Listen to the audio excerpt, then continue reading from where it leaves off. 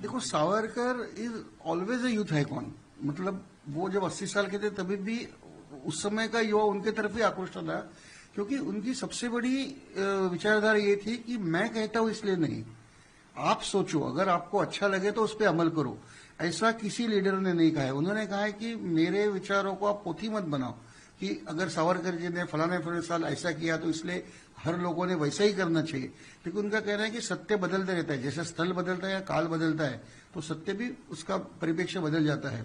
तो आपके इसमें जो होगा वो आप लोग पुराना जो खराब है वो डाल दो, मतलब मेरे विचार भी आप डाल दो जो राष्ट्र के लिए आवश्यक है। तो इतनी छूट देने वाला, इतना आगे की सोचने वाला, कि वो जो रैशनलिस्ट, आज की पीढ़ी रैशनलिस्ट है, तो वो उपयुक्ततावादी थे, यूटिलिटेरियन। तो आज की पीढ़ी भी वैसी है कि इस चीज की उपयुक्तता होगी तो मैं लूंगा, नहीं लूंगा। तो आज भी, आज का युद्ध भी उनसे बहुत रिलेवेंट है। खाली बात यह है कि ये हमें उन तक पहुंचना चाहिए कि उनके जो विचार है। इंडियन पॉलिटिक्स की अगर बात करें, जब भी बात निकलती है तो वीर सावर जी का नाम उसमें पहले नंबर पे आता है। तो ये इसके लेकर क्या कहना चाहेंगे, उसके बारे में क्या कहना चाहेंगे?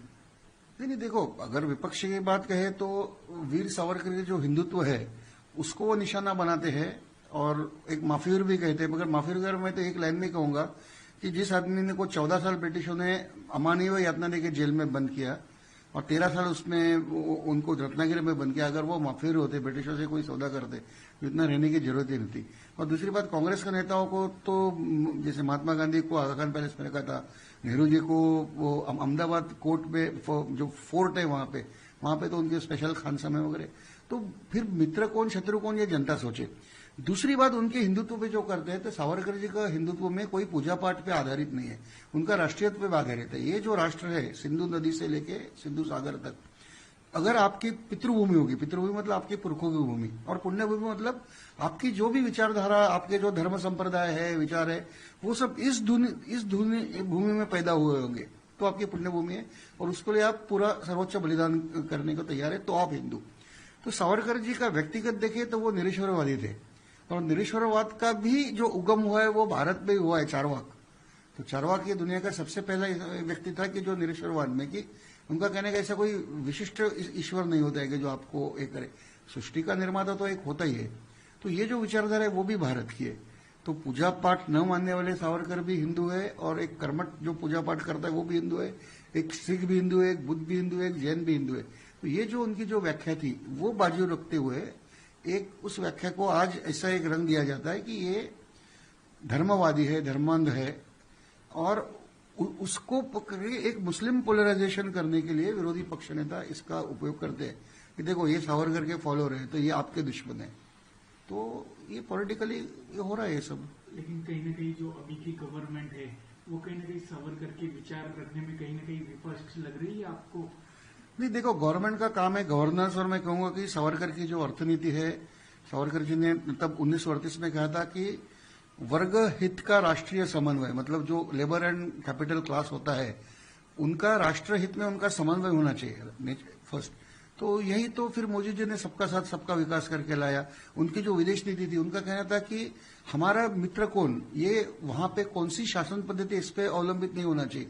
मतलब वहां राजेशाही है, हुकुमशाही है, कम्युनिज्म है, कोई भी हो, हमारा उसके इंटरेस्ट और हमारे इंटरेस्ट मैच होना चाहिए, उस पे होना चाहिए, ना कि वहां पे क्या शासन पद्धति, उनके विचार क्या है। तो आज भी हम वही से चल रहे, विदेश नीति है, फिर ये अपना सैनिक नीति है। मोदी शासन ने तो पूरा 10 साल में सावरकर जी के काफी सबने पूरे किए।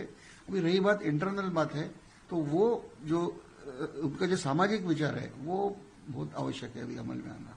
भारत रत्न का सपना कब तक मोदी सरकार पूरी कर पाएगी? नहीं, हम तो नहीं देखते सपना। सावरकर परिवार, हम विश्वास नहीं करते मांगने में।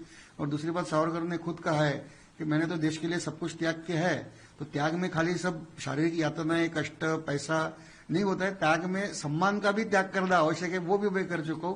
तो मुझे अपेक्षा नहीं है, हमें भी अपेक्षा नहीं है। हमें लगता है कि जनता ने उनको जो स्वतंत्र वीर ये जो उपाधि दी है वो सबसे बड़ा सम्मान है। आपने हाल ही फिलहाल में कुछ डेफेमेशन केस फाइल किए थे कुछ अपोजिशन लीडर के खिलाफ, उससे क्या मैसेज देना चाहते हैं उसको? नहीं, मैसेज देना ही चाहते हैं कि सावरकर ने मेरा चैलेंज है, एक दिखाओ कहां माफी मांगी है, और फिर वो बिना केस के उन्हें तो उन्होंने देशद्रोही कर डाला है। तो प्रूव इट ना। अगर आपको लोकशाही ने या स्वतंत्रता ने आपको अधिकार दिए कुछ भी बोलने का, मगर कुछ भी बोलने का अधिकार नहीं है, तो आप प्रूव करो। तो मैंने भी किया है, तो अभी वो थोड़ा लीगल डिले में गया है। अभी वो एमपी के लिए जो स्पेशल कोर्ट है, अभी मेरी 7-8 साल से केस है, तो उसमें टेक्निकल प्रॉब्लम थे, वो फेसबुक और आपको तो पता है कि उसको फिर कोर्ट के सामने रखने में ही तो हो जाएगा। और मैं अभी भी कहता हूं कि सावरकर के ऊपर जो भी है, हमारे पास पूरी फाइलें तैयार है, हम उसका हर इसका जवाब देंगे और प्रॉपर ये देंगे। और आप एक भी प्रूफ दिखाओ हमें कि सावरकर ने माफी मांगी है या नहीं। आप ही ने हाल ही फिलहाल अभी मतलब जैसे अभी कहा कि इनलीगली बांग्लादेशियों को भारत से बाहर भेजना चाहिए। अभी महाराष्ट्र में एसआईआर लगने वाला है कुछ दिनों में, चलो क्या लगता है इससे कुछ? देखो, एसआईआर एक पहली सीधे कि उनका मतदाता सूची से नाम निकलेगा, मगर बात यह है कि आज एक बांग्लादेशी जो घुसपैठी होती है ना, और बंगाल का मुसलमान, दोनों में बहुत फर्क है। उनकी बोलने में चलने में फर्क है, क्योंकि वो उनकी भाषा बहुत सालों से बदली हुई है, तो वो पकड़े जाते हैं। मतलब जब से जैसे आप बोलेंगे ना कि अगर यहाँ के देखेंगे, कोंकणी मराठी एक अलग बोलता है, विदर्भ का अलग बोलता है, तो वो उसमें तो एसआईआर तो एक पहली बात है। एक सिटीजनशिप रजिस्टर बनाइए ताकि पता चले कौन सिटीजन है कौन नहीं है, फिर जो नहीं है उसे निश्चित करके उसे ही बाहर भेजा जाए। तो बीजेपी गवर्नमेंट आपको लगता है आने वाले समय में जितने भी बांग्लादेशी है उनको भारत से बाहर कर पाएगी? देखो, पिछले साल महाराष्ट्र सरकार ने उन्होंने एक मुहिम चालू की, 1000 के आसपास बांग्लादेशी बाहर निकाले, जबकि एस्टिमेटेड महाराष्ट्र में उसकी संख्या करीबन 80-90 लाख है।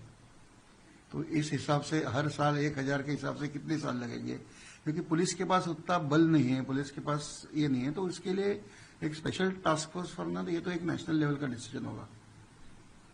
कुछ अपोजिशन पार्टी स्टेटमेंट करती है कि बीजेपी जो है एंटी मुस्लिम्स है या एंटी रिलीजन है, उसको लेकर आपका क्या थॉट्स है?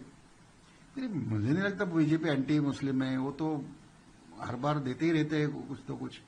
रही बात, अगर आप ये करो कि बांग्लादेश से आया हुआ अगर हम उसके अगेंस्ट काम करेंगे तो हम एंटी मुस्लिम होंगे, ऐसा नहीं है। क्योंकि बांग्लादेशी जो हिंदू है उसको जो विभाजन की जो ये हुआ था भारत और पाकिस्तान में, एक करार हुआ था, उसके हिसाब से उनको यहाँ आने का अधिकार है, क्योंकि वो वहाँ धर्म के आधार पर विभाजन हुआ है। यहाँ के मुसलमान यहीं रहे, उनका कोई प्रॉब्लम नहीं है। जो वहाँ अभी वहाँ के मुसलमान नहीं आ सकते, आपने तो आपकी जमीन ले ली, तो वहाँ का जो हिंदू है वहाँ वो पीड़ित हो रहा है, इसलिए वो शरणागत होकर आ रहा है यहाँ पे। तो ये बड़ी, और ये एक करार का भाग है, दोनों देशों में बात हुई थी ये। तो वहाँ का, क्योंकि ऑलरेडी आपके हिस्से की जमीन तो गई है, आपके और भाई का बंटवारा हो गया, तो भाई के बेटे आपके घर में आज नहीं आ सकते ना, सीधी बात है। तो उसमें हिंदू मुस्लिम करने का कोई फायदा नहीं है। और अगर जब धर्म की बात करते हैं तो पंडित नेहरू ने धर्म के आधार पर जो 9 में वो उनको लॉर्ड माउंटबेटन, लेडी माउंटबेटन उनको लंदन, दिल्ली से शिमला लेके गए।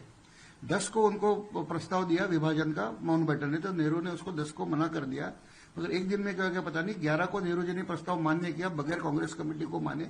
इसके डॉक्यूमेंट्स पूरे सभी अवेलेबल है, ट्रांसफर ऑफ पावर्स 12 वॉल्यूम्स ब्रिटिशों ने रिलीज किए, उसमें सब है। तो माउंटबेटन ने खुद इसके बारे में लिखा है। तो वहां पे वो एक मिनट्स ऑफ द मीटिंग है, उसमें माउंटबेटन कहते हैं कि नेहरू का कहना है कि ये विभाजन जो है वो जल्दी से जल्दी होना चाहिए, और अगर जल्दी से जल्दी हुआ तो इस विभाजन के लिए जो दोष ब्रिटिशों के मत्थे पड़ेगा, क्योंकि there is going to be bloodshed, तो मैं चाहता हूं कि वो उनके माथे पे दोष ना चढ़े, क्योंकि इसमें हमारे भविष्य के संबंध खराब हो गए। तो ये जो दोष है, हम जो पार्टीज जो है मुस्लिम लीग और हम हमारे माथे पे लेंगे, और मैं उनको मना लूंगा मुस्लिम लीग को। ये डॉक्यूमेंटेड एविडेंस है, 11 मई 1946 की मिनट्स है, ट्रांसफर ऑफ पावर्स में इसके सब पूरे डॉक्यूमेंट्स है। तो ये हिंदू मुसलमान पे विभाजन करना, जबकि वीर सावरकर का विरोध था, उनका विरोध था विभाजन को, तो विभाजन हिंदू मुसलमान पे करने वाली कांग्रेस आज ये क्यों दूसरों को दोष दे रहे हैं?